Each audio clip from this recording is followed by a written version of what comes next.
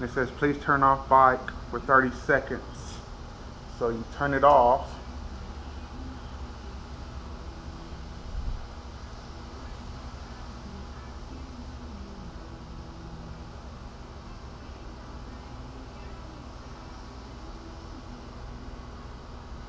And it has a timer here waiting for the 30 seconds.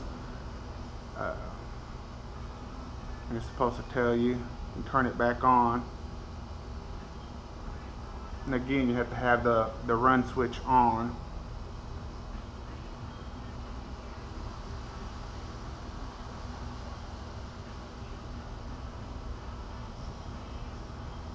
It says turn bike on.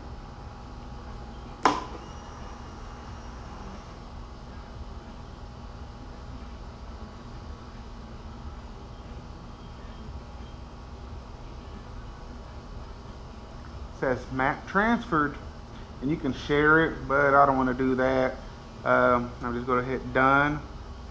And there it goes. This is a pretty cool little system. You can auto tune it. You can view your maps.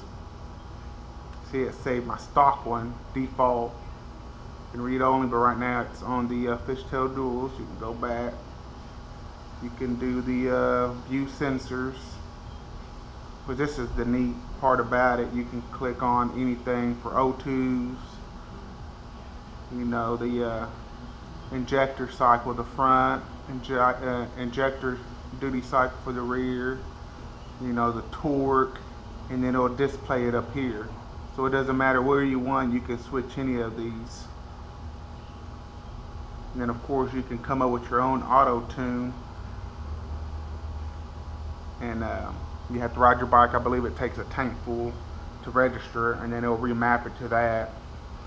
But that's it.